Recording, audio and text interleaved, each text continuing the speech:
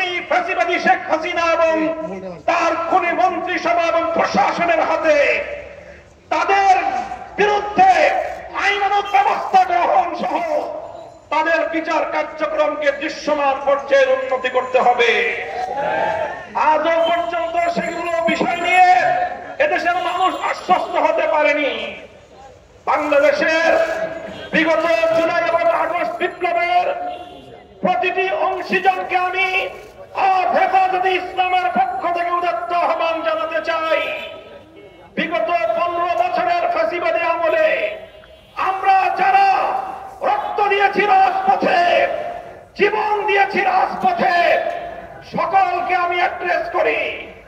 বাংলাদেশের বর্তমান সময়ের সর্ববৃহৎ রাজনৈতিক দল জাতীয়তাবাদী দল বিএনপি, বিগত আমলের অন্যতম মজলুম সংগঠন জামাতে ইসলামী বাংলাদেশ, জুলাই এবং আগস্টের মহানায়ক আমার ছাত্র জনতা, ছাত্র নেতৃবৃন্দ আর তাদের সকলের সঙ্গে এদেশের 2013 সাল এবং 2011-21 সাল দুইবার বাংলার মাটিকে বুকের রক্ত দিয়ে পবিত্রতা দানকারী হেফাজতে ইসলাম বাংলাদেশের লক্ষ কোটি তৌহিদি জনতা, আসুন বিভেদ ভুলে গিয়ে ফ্যাসিবাদী স্বৈরাচারী শেখ হাসিনা সহ তার সকল দোষরদের বিচার নিশ্চিত করবার জন্য আমরা আমাদের জুলাইয়ের চেতনাকে আবার নতুন করে শানিত করি।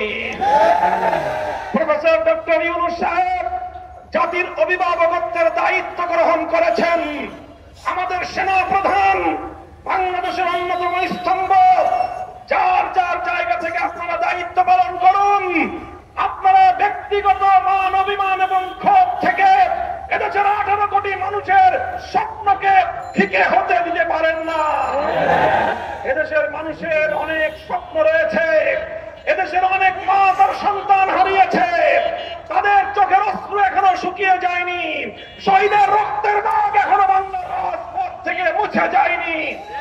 এখনো ক্ষমতা নিয়ে এত মারামারি করা এবং এত হানাহানিতে লিপ্ত হওয়া আমাদের জন্য সমীচীন হবে না। বিএনপি সহ সকল রাজনৈতিক দলগুলোকে বলতে চাই, এভাবে আলটিমেটাম দিয়ে এবং এভাবে টাইম ফ্রেম বেঁধে দিয়ে দেশকে সামনের দিকে অগ্রসর করা সম্ভব হবে না। সহনশীল অবস্থানে আসুন, প্রত্যেকে দায়িত্বশীল ভূমিকা পালন করুন। হেফাজতে ইসলাম বাংলাদেশ বাংলাদেশের আধ্যাত্মিক সংগঠন এবং সকল রাজনৈতিক সংগঠনগুলোর অভিভাবক সংগঠন হিসেবে ঐতিহাসিক ভূমিকা পালন করবে ইনশাআল্লাহ।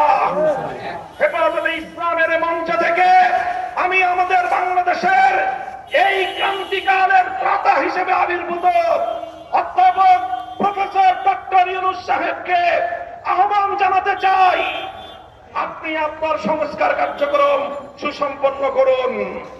এদেশের রাজনৈতিক দলগুলোকে সঙ্গে নিয়ে নির্বাচন ব্যবস্থার আমূল সংস্কার সাধন করুন। প্রচলিত বর্তমানের দুর্বৃত্তায়নের নির্বাচনী ব্যবস্থায় এদেশের মানুষ বিশ্বাস করে না।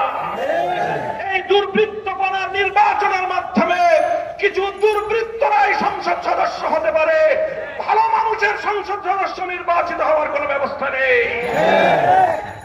দেশের মানুষকে